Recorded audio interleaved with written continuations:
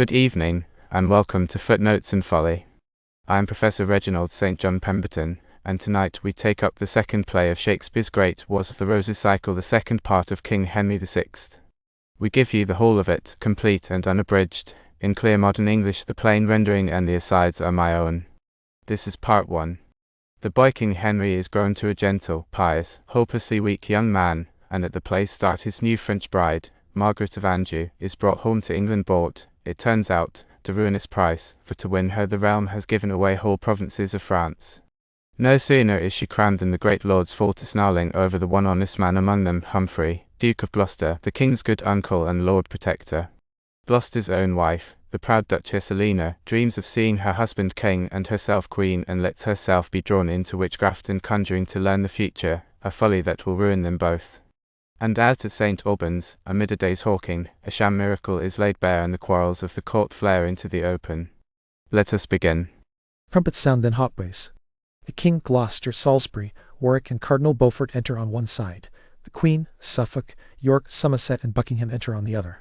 As your high imperial majesty commanded me when I left for France, acting as your representative, to marry Princess Margaret on your behalf, so in the famous ancient city of Tours, in the presence of the kings of France and Sicily, the Dukes of Orleans, Calabar, Bretagne, and Alanéon, 7 earls, 12 barons, and 20 reverend bishops, I performed my charge and was married in your name.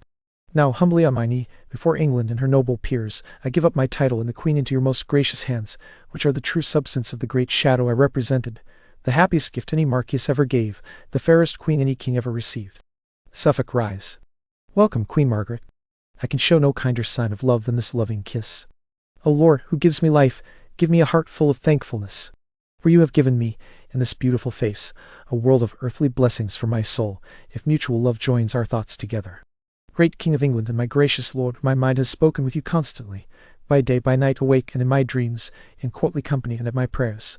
Because of that, my dearest sovereign, I am bolder in greeting my king with plain words, such as my wit can offer and my overflowing heart provides. The sight of her delighted me, but her grace in speaking, her words clothed in the majesty of wisdom, turns my wonder into tears of joy, so full is my heart with contentment. Lords, with one cheerful voice, welcome my love. Long live Queen Margaret, England's happiness. We thank you all. Trumpets flourish. My Lord Protector, if it please your grace, here are the articles of the contracted peace between our sovereign and the French King Charles, agreed to for 18 months. First, it is agreed between the French King Charles and William de la Pole, Marquis of Suffolk, ambassador for Henry, King of England, that the said Henry shall marry the Lady Margaret, daughter of Riegnier, King of Naples, Sicilia, and Jerusalem, and crown her Queen of England before the 30th of next May. Also, that the Duchy of Anjou and the County of Maine shall be released and delivered to the King her father. Gloucester lets the paper fall. Uncle, what is wrong? Pardon me, gracious lord. Some sudden sickness has struck my heart and dimmed my eyes, so that I can read no further. Uncle of Winchester, please read on. Also, it is further agreed between them that the Duchies of Anjou and Maine shall be released and delivered to the king her father, and that she shall be sent over at the King of England's own proper cost and expense, without bringing any dowry. These terms please us well. Lord Marquis, kneel down. We here create you the first Duke of Suffolk, and gird you with the sword. Cousin of York, we here release your grace from serving as regent in the parts of France until the full term of 18 months has expired. Thanks, Uncle Winchester, Gloucester, York, Buckingham, Somerset, Salisbury, and Warwick. We thank you all for the great favour you have done in receiving my princely queen. Come, let us go in and quickly prepare to have her coronation performed. King Henry, Queen Margaret, and Suffolk exit. Brave peers of England, pillars of the state, Duke Humphrey must pour out his grief to you, your grief the common grief of the whole land. What? Did my brother Henry spend his youth, his courage, his money, and his people in the wars? Did he so often sleep in the open field in winter's cold and summer's burning heat, to conquer France, his true inheritance? Did my brother Bedford exhaust his mind to keep by policy what Henry won? Have you yourselves, Somerset, Buckingham, brave York, Salisbury, and victorious Warwick, received deep scars in France and Normandy? Have my uncle Beaufort and I, with all the learned counsel of the realm, studied so long and sat in the council house early and late, arguing back and forth about how France and Frenchmen might be kept in fear, and had his Highness crowned in Paris, while he was still an infant, in defiance of his enemies? And shall these labours and these honours die? Shall Henry's conquest, Bedford's vigilance, your deeds of war, and all our counsel die? O peers of England, this treaty is shameful. This marriage is fatal, cancelling your fame, blotting your names from the books of memory, erasing the letters of your renown, defacing the monuments of conquered France, undoing everything, as if it had never been. Nephew, what does this passionate speech mean, this elaborate conclusion with so much ceremony? As for France, it is ours, and we will still keep it. Yes, uncle, we will keep it if we can, but now, it is impossible that we should. Suffolk, the newly made duke who rules everything, has given the duchy of Anjou and Maine to poor King Readnear, whose grand titles do not match the thinness of his purse. Now by the death of him who died for all, those counties were the keys of Normandy. But why does Warwick weep, my valiant son? Out of grief that they are beyond recovery. If there were hope of conquering them again, my sword would shed hot blood, not my eyes these tears. Anjou and Maine. I myself won them both. These arms of mine conquered those provinces. Are the cities I gained with wounds now handed back with peaceful words? By God's death. As for Suffolk's dukedom, may he be suffocated, he who dims the honor of this warlike island. France should have torn and split my heart before I would have yielded to this treaty. I have never read of England's kings marrying without receiving large sums of gold and dowries with their wives. But our King Henry gives away his own possessions to marry a woman who brings no advantage. A fine joke, and one never heard before, that Suffolk should demand a whole 15th in taxes for the costs and charges of transporting her. She should have stayed in France and starved in France before. My lord of Gloucester, now you are growing too heated. It was my lord the king's pleasure. My lord of Winchester, I know your mind. It is not my speeches you dislike, but my presence that troubles you. Rancour will come out. Proud prelate, I see your fury in your face. If I stay any longer, we shall begin our old quarrels again. Lords, farewell, and when I am gone, say that I prophesied France would be lost before long. Gloucester exits. So, there goes our protector in a rage. You know he is my enemy, more than that, an enemy to you all, and I fear no great friend to the king. Consider, lords, he is next in blood and heir apparent to the English crown. If Henry had gained an empire through this marriage, and all the wealthy kingdoms of the West, Gloucester would still have reason to be displeased by it. Look to this, lords. Do not let his smooth words bewitch your hearts. Be wise and cautious. What if the common people favour him, calling him Humphrey, the good Duke of Gloucester, clapping their hands and crying aloud, Jesu maintain your royal excellence. And God preserve the good Duke Humphrey. I fear, lords, that beneath all this flattering shine, he will prove a dangerous protector. Why then should he protect our sovereign when the king is old enough to govern by himself? Cousin of Somerset, join with me, and all together, with the Duke of Suffolk, we will quickly lift Duke Humphrey out of his seat. This serious business cannot endure delay. I will go to the Duke of Suffolk at once. Cardinal Beaufort exits. Cousin of Buckingham, although Humphrey's pride and the greatness of his office trouble us, still let us watch the haughty cardinal. His insolence is more unbearable than that of all the other princes in the land. If Gloucester is removed, he will become protector.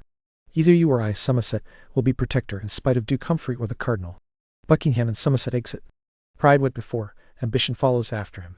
While these men labour for their own advancement, it is right for us to labour for the realm. I never saw Humphrey Duke of Gloucester behave as anything but a noble gentleman. Often I have seen the haughty cardinal, more like a soldier than a man of the church, as bold and proud as if he were lord of all, swear like a ruffian and conduct himself unlike the ruler of a commonwealth. Warwick, my son, the comfort of my age, your deeds, your honesty, and your generous hospitality have won the greatest favour of the common people, except for none but good Duke Humphrey. And brother York, your actions in Ireland, bringing them into civil discipline, and your recent exploits in the heart of France, when you were regent for our sovereign, have made the people fear and honour you. Let us join together for the public good, doing what we can to restrain and suppress the pride of Suffolk and the cardinal, along with the ambition of Somerset and Buckingham, and as far as we may support Duke Humphrey's deeds while they serve the profit of the land. So may God help Warwick, as he loves the land, and the common good of his country. And York says the same, for he has the greatest cause. Then let us hurry away, and look to the main matter. To the Maine? O father, Maine is lost, that Maine which Warwick won by main force, and would have kept as long as breath lasted. You meant the chief business, father, but I meant Maine, which I will win from France again or else be killed. Warwick and Salisbury exit. Anjou and Maine are given to the French. Paris is lost. The state of Normandy stands on a dangerous edge now that they are gone. Suffolk settled the articles, the peers agreed, and Henry was well pleased to exchange 2 dukedoms for a duke's fair daughter. I cannot blame them all. What is it to them? It is yours they give away, not their own. Pirates can sell their plunder cheaply, buy friends, and give gifts to courtesans, feasting like lords until everything is gone, while the poor owner of the goods weeps over them, wrings his unlucky hands, shakes his head, and stands trembling at a distance while everything is divided and carried away, ready to starve and yet not daring to touch what is his own.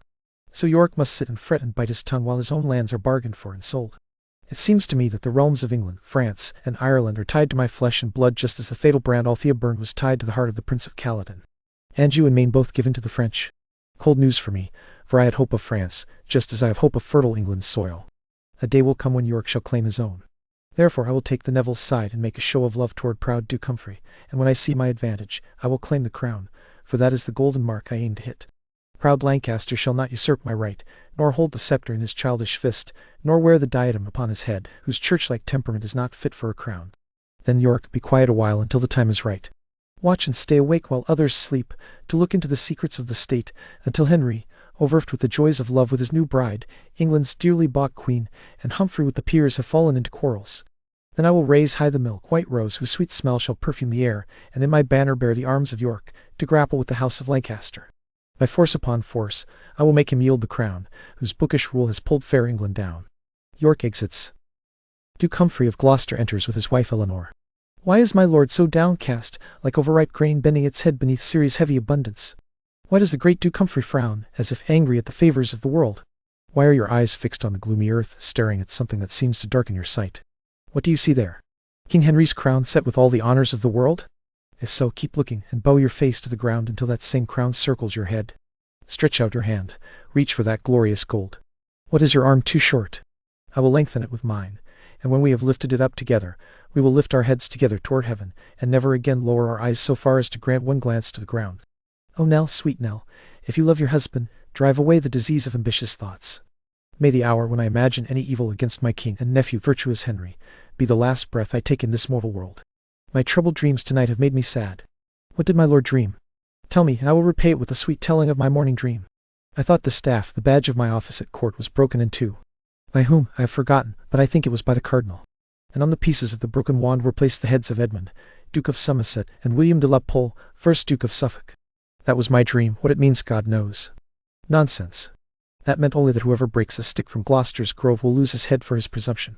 But listen to me, my Humphrey, my sweet Duke. I dreamed I sat in the seat of majesty in the Cathedral Church of Westminster, in that chair where kings and queens are crowned. Henry and Dame Margaret knelt before me, and set the crown upon my head. No, Eleanor, now I must scold you plainly. Presumptuous lady, badly taught Eleanor, are you not the second woman in the realm, and the wife of the Protector, loved by him? Do you not have worldly pleasures at your command, beyond the reach or measure of your own thoughts? And will you still keep hammering out treason, to throw your husband and yourself down from the height of honour to the feet of disgrace? Go away from me, and let me hear no more. What, my lord? Are you so angry with Eleanor for only telling her dream? Next time I will keep my dreams to myself, and not be rebuked. No, do not be angry. I am pleased again. A messenger enters. My Lord Protector, it is His Highness's pleasure that you prepare to ride to St. Albans, where the king and queen intend to go hawking. I am going. Come, Nell, will you ride with us? Yes, my good lord, I will follow at once. Gloucester and the messenger leave. Follow I must. I cannot go ahead while Gloucester carries the slow and humble mind. If I were a man, a duke, and next in blood, I would remove these tedious obstacles and smooth my way over their headless necks. And though I am a woman, I will not be slow to play my part in fortune's pageant. Where are you? Sir John. No, do not be afraid, man. We are alone. There is no one here but you and me. Hume enters. Jesus preserve your royal majesty. What did you say? Majesty? I am only Grace. But by the grace of God, and by Hume's advice, your Grace's title shall be multiplied. What do you say, man? Have you yet spoken with Marjorie Jourdain, the skilled witch, and with Roger Bowling, Broke, the conjurer? And will they undertake to do me good? They have promised this, to show your highness a spirit raised from the depths beneath the earth, which will answer whatever questions your grace puts to him. That is enough. I will think about the questions. When we return from St. Albans, we will see these things carried out completely. Here, Hume, take this reward. Be merry, man, with your accomplices in this weighty business. Eleanor leaves. Hume must be merry with the Duchess's gold. Indeed, and he shall. But what now, Sir John Hume? Seal up your lips, and say nothing but hush. This business requires silent secrecy. Dame Eleanor gives gold to bring the witch. Gold is never unwelcome, even if she were a devil. Yet, I have gold that flies in from another quarter. I dare not say from the rich cardinal, and from the great newly made Duke of Suffolk, and yet I find that it is so. To speak plainly, they know Dame Eleanor's ambitious nature, and have hired me to undermine the Duchess and whisper these conjurations into her mind. They say a crafty villain needs no broker, yet I am Suffolk, and the cardinal's broker. Hume, if you do not take care, you may come close to calling them both a pair of crafty villains. Well, this is how matters stand, and so I fear in the end Hume's trickery will be the Duchess's ruin, and her condemnation will be Humphrey's fall. However it turns out, I will have gold from all sides. Hume leaves. Peter and several petitioners enter the palace in London. Friends, let us stand close together. My Lord Protector will come this way soon, and then we can hand him our written petitions. Indeed, may the Lord protect him, for he is a good man. Jesus bless him. Suffolk and Queen Margaret enter. Here he comes, I think, and the Queen with him. I will be first, certainly. Come back, fool. This is the Duke of Suffolk, not my Lord Protector. What now, fellow? Do you want something from me? I beg your pardon, my lord. I took you for my Lord Protector. Reading, to my Lord Protector. Are your petitions meant for his lordship? Let me see them. What is yours? Mine, if it please your grace, is against John Goodman, my Lord Cardinal's man, for keeping my house and lands from me, and my wife too, and everything. Your wife too? That is a real wrong indeed. What is yours? What is this? Reading, against the Duke of Suffolk for enclosing the common land of Melford. But now, you knave. Alas, sir, I am only a poor petitioner speaking for our whole town. Giving his petition, against my master Thomas Horner for saying that the Duke of York was the rightful heir to the crown. What are you saying? Did the Duke of York say he was the rightful heir to the crown? That my master was? No, truly. My master said that he, the Duke of York, was the rightful heir, and that the king was a usurper. Who is there? A servant enters. Take this fellow inside, and send for his master at once with an officer. We will hear more of your matter before the king. The servant exits with Peter. And as for you, who are so eager to be protected under the wings of our Protector's grace, start your petitions again and take them to him. She tears the petitions. Away, low rascals. Suffolk, let them go. Come, let us be gone. The petitioners exit. My Lord of Suffolk, tell me, is this the custom? Is this the fashion at the court of England? Is this how Britain's island is governed, and is this the royalty of Albion's king? Must King Henry still be a schoolboy under grim Gloucester's rule? Am I a queen in title and rank, only to be made subject to a duke? I tell you, Pole, when in the city of Tours you jousted in honor of my love and stole away the hearts of the ladies of France, I thought King Henry would be like you in courage, courtly grace, and bearing. But his whole mind is turned toward holiness, counting Ave Marys on his beads. His champions are prophets and apostles. His weapons are holy sayings from sacred scripture. His study is his tournament yard, and the only loves he courts are brass images of canonized saints. I wish the College of Cardinals would choose him pope, carry him to Rome, and set the triple crown upon his head. That would be a position fit for his holiness. Madam, be patient. As I was the cause that your highness came to England, so I will work in England to give your grace full satisfaction. Besides the proud Protector, we have Beaufort, the overbearing churchman, Somerset, Buckingham, and grumbling York, and there is not one among them who cannot do more in England than the king. And the one among them who can do most cannot do more in England than the Nevilles. Salisbury and Warwick are no minor peers. All these lords together do not trouble me half so much as that proud lady, the Lord Protector's wife. She sweeps through the court with trains of ladies, more like an empress than Duke Humphrey's wife. Strangers at court take her for the queen. She wears a duke's income on her back, and in her heart she despises our poverty. Shall I not live to be avenged on her? That contemptuous, low-born woman boasted among her favourites the other day that the train of her plainest gown was worth more than all my father's lands, until Suffolk gave 2 dukedoms for his daughter. Madam, I myself have set a snare for her, and placed in it a choir of such tempting birds that she will settle down to listen to their songs, and never rise again to trouble you. So let her be for now, and listen to me, madam, for I am bold enough to counsel you in this. Although we do not favour the cardinal, we must join with him and with the lords until we have brought Duke Humphrey into disgrace. As for the Duke of York, this recent complaint will do him little good. So one by one, we will pull them all up like weeds at last, and you yourself shall steer the fortunate ship of state. A ceremonial flourish sounds. The King, Gloucester, Cardinal Beaufort, Somerset, Buckingham, Salisbury, York, Warwick, and the Duchess of Gloucester enter. For my part, noble lords, I do not care which of them has it. Somerset or York, it is all the same to me. If York has behaved badly in France, then let him be denied the regency. If Somerset is unworthy of the position, let York be regent. I will give way to him. Whether your grace is worthy or not is not the question. York is the worthier man. Ambitious Warwick, let your betters speak. The cardinal is not my better in the field. Everyone present here is your better, Warwick. Warwick may live to be the best of all. He, son. And you, Buckingham, give some reason why Somerset should be preferred in this matter. Because the king, of course, wants it so. Madam, the king is old enough to give his own judgment. These are not women's matters. If he is old enough, why does your grace need to be protector over his excellence? Madam, I am protector of the realm, and I will give up my office whenever he pleases. Then give it up, and leave your insolence behind. Since you became king, for who is king but you? The Commonwealth has fallen further into ruin every day. The Dauphin has gained advantage beyond the seas, and all the peers and nobles of the realm have been treated like slaves under your rule. You have squeezed the commons. The clergy's purses are thin and empty because of your extortions. Your costly buildings and your wife's clothing have consumed a heap of public money. Your cruelty in executing offenders has gone beyond the law, and has left you exposed to the law's own mercy. Your selling of offices and towns in France, if it were known as much as it is suspected, would soon make you leap without your head. Gloucester exits.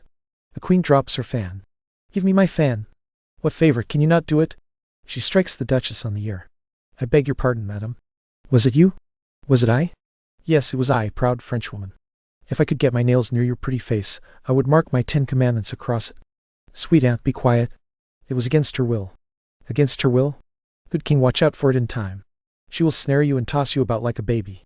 Though in this place the one who should be master wears no breeches, she shall not strike Dame Eleanor and go unrevenged. Eleanor exits. Lord Cardinal, I will follow Eleanor and listen after Humphrey, to see how he proceeds. She has been stung now, her anger needs no spurs. She will gallop far enough toward her own destruction. Buckingham exits. Gloucester enters again. Now, lords, my anger has blown over after one walk around the courtyard, and I have come back to speak about the affairs of the Commonwealth.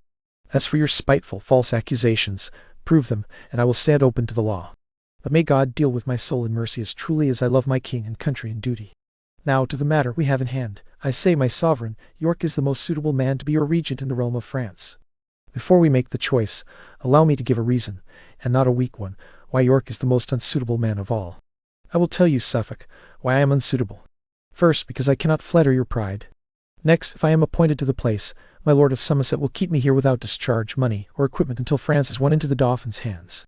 Last time, I waited attendance on his will until Paris was besieged, starved, and lost. I can bear witness to that, and no traitor in the land ever committed a fouler deed. He's headstrong Warwick. Image of pride, why should I keep quiet? Horner the armourer and his man Peter enter under guard. Because here is a man accused of treason. God grant the Duke of York can clear himself. Does anyone accuse York of being a traitor? What do you mean, Suffolk? Tell me, who are these men? If it please your majesty, this is the man who accuses his master of high treason. His words were these, that Richard, Duke of York, was the rightful heir to the English crown, and that your majesty was a usurper. Say, man, were these your words? If it shall please your majesty, I never said nor thought any such thing. God is my witness, I am falsely accused by this villain. By these 10 bones, my lords, he did speak them to me in the attic one night, while we were cleaning my lord of York's armour. Low dunghill villain and common craftsman, I will have your head for this traitorous speech. I beg your royal majesty, let him feel the full severity of the law. Alas, my lord, hang me if I ever spoke the words. My accuser is my apprentice, and when I corrected him the other day for his fault, he swore on his knees that he would get even with me. I have good witnesses of this, so I beg your majesty, do not throw away an honest man on a villain's accusation. Uncle, what shall we say to this according to the law? This is the judgment, my lord, if I may judge. Let Somerset be regent over the French, because this accusation raises suspicion against York, and let these 2 have a day appointed for single combat in a suitable place, since Horner has witnesses of his servant's malice. This is the law, and this is Duke Humphrey's judgment. I humbly thank your royal majesty, and I accept the combat willingly. Alas, my lord, I cannot fight. For God's sake, pity my case. A man's spite has prevailed against me. O Lord, have mercy on me. I will never be able to strike a blow. O Lord, my heart.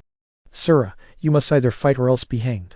Take them away to prison, and the day of combat shall be the last day of next month. Come, Somerset, we will see you sent away. A flourish sounds. They all exit. The witch Marjorie Jourdain enters with the 2 priests, Hume, Southwell, and Bolingbroke. Come, masters. I tell you, the Duchess is expecting you to carry out what you promised. Master Hume, we are ready for that. Will her ladyship watch and listen to our conjuring? Yes, of course. Do not doubt her courage. I have heard people say she is a woman of unconquerable spirit. But it would be best, Master Hume, for you to stay above with her while we are busy below. So, I ask you, go in God's name and leave us. Hume exits. Bolingbroke turns to the others. Mother Jourdain, lie flat and low on the ground.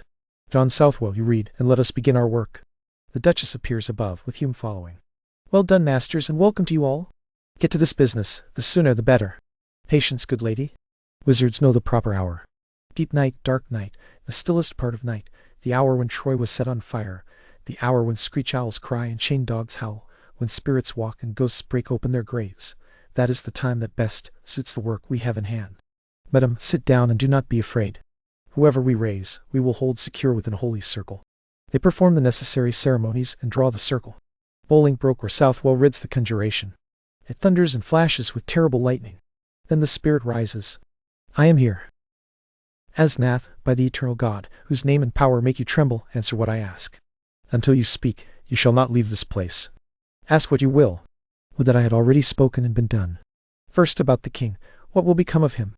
The Duke still lives who shall depose Henry, yet Henry shall outlive him and die a violent death. As the spirit speaks, Southwell writes down the answer. What fates await the Duke of Suffolk? He shall die by water, and by water meet his end. What shall happen to the Duke of Somerset? Let him avoid castles. He will be safer on the sandy plains than where raised castles stand. Be done, I can hardly endure any more. Go down to darkness and the burning lake. False fiend, begone. Thunder and lightning sound again, and the spirit exits. The Duke of York and the Duke of Buckingham enter with their guard and Sir Humphrey Stafford, breaking in upon them. Seize these traitors and their worthless gear. Old woman, I think we caught you just in time. What, madam, are you there? The king and the Commonwealth owe you deeply for all this trouble you have taken. My Lord Protector, I do not doubt, will see you well rewarded for such excellent service. My deeds are not half so bad as yours against England's king, insulting Duke, you who threaten me when there is no cause. True, madam, no cause at all. What do you call this, then? Take them away. Lock them up closely and keep them apart. You, madam, shall come with us. Stafford, take her into your charge. Stafford exits. Above, the Duchess and Hume are led away under guard.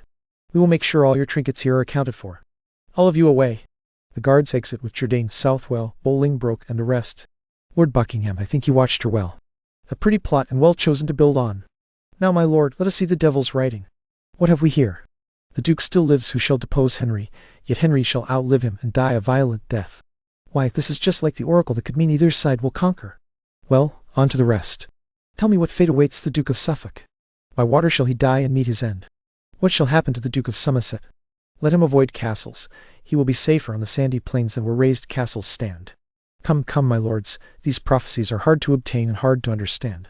The king is now travelling towards St. Albans, and with him goes the husband of this lovely lady. Let this news go there as fast as a horse can carry it. It will make a poor breakfast for my Lord Protector. Your grace must allow me, my Lord of York, to carry the message in hope of earning the reward. As you wish, my good lord. Buckingham exits. Who is there inside? Oh, a servingman enters.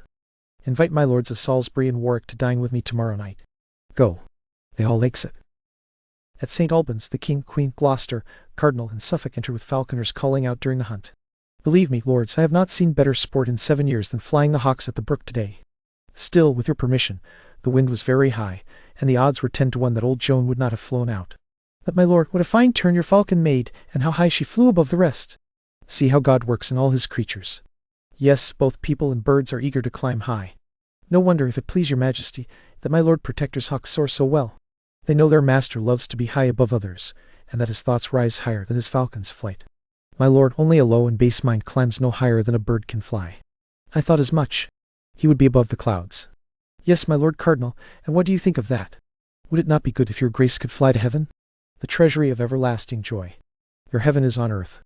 Your eyes and thoughts beat upon a crown, the treasure of your heart, you destructive protector, you dangerous nobleman, who make things seem so smooth with the king and the Commonwealth. What, cardinal, has your priesthood grown so forceful? Can heavenly minds hold such anger? Churchmen so hot-tempered? Good uncle, hide such malice. Can you do this with so much holiness? No malice, sir, no more than properly belongs to so good a quarrel and so bad a nobleman. As who, my lord? Why, as you, my lord, if it please your lordly lord protectorship. Why, Suffolk, England knows your insolence. And your ambition, Gloucester. Please, peace, good queen, and do not sharpen these furious peers against each other.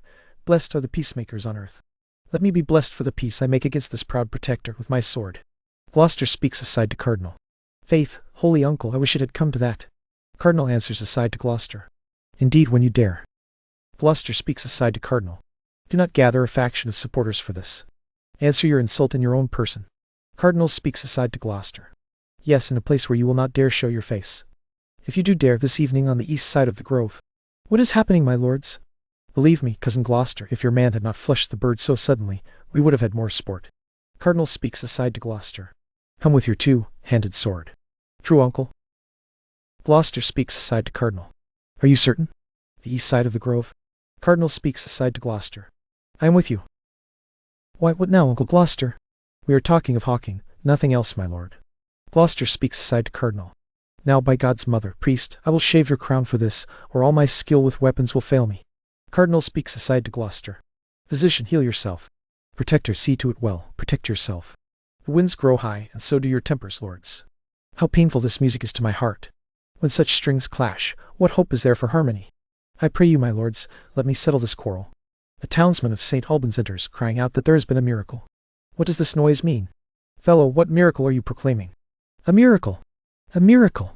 Come to the king and tell him what miracle. Truly, a blind man at St. Albans shrine has received his sight within this half-hour, a man who never saw anything in his life before. Now may God be praised, who gives light in darkness and comfort in despair to believing souls. The mayor of St. Albans and his fellows enter in procession, carrying Simpcox between two men in a chair. Simpcox's wife follows. Here come the townsmen in procession to present the man to your highness. Great is his comfort in this earthly valley, though by his sight his sin may be multiplied. Stand aside, masters. Bring him near the king. His highness wishes to speak with him. Good fellow, tell us here the whole circumstance, so that for your sake we may glorify the Lord. Have you been blind a long time and are now restored? Born blind, if it please your grace. Yes, indeed he was. What woman is this? His wife, if it please your worship. If you had been his mother, you could have told us better. Where were you born? At Berwick in the north, if it please your grace. Poor soul, God's goodness has been great to you. Let no day or night pass unhallowed, but always remember what the Lord has done. Tell me, good fellow, did you come here by chance, or out of devotion to this holy shrine? God knows, out of pure devotion. In my sleep, good St. Alban called me 100 times and more, saying, Simpcox, come make an offering at my shrine, and I will help you. Most true, truly, and many times often I myself have heard a voice calling him that way. What, are you lame? Yes, God Almighty help me. How did that happen? A fall from a tree. A plum tree, master. How long have you been blind? Oh, born that way, master. What, and you would climb a tree? Only that once in all my life, when I was a youth. Too true, and he paid dearly for his climbing. By the mass, you must have loved plums well to risk so much.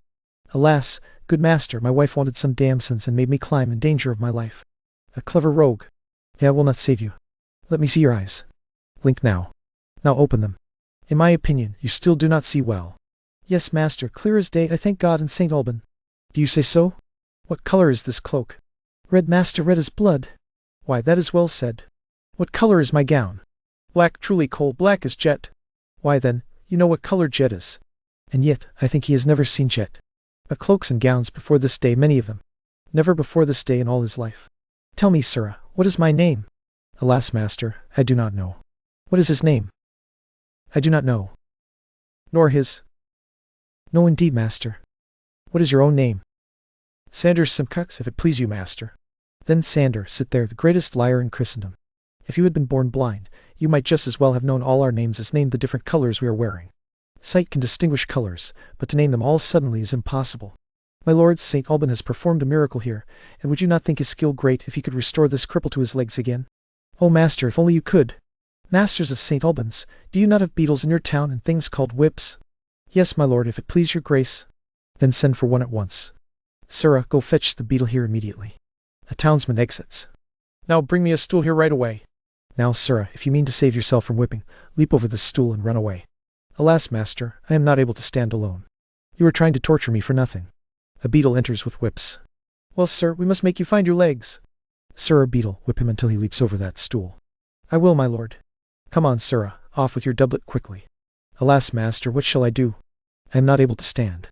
After the beetle strikes him once, Simpcox leaps over the stool and runs away.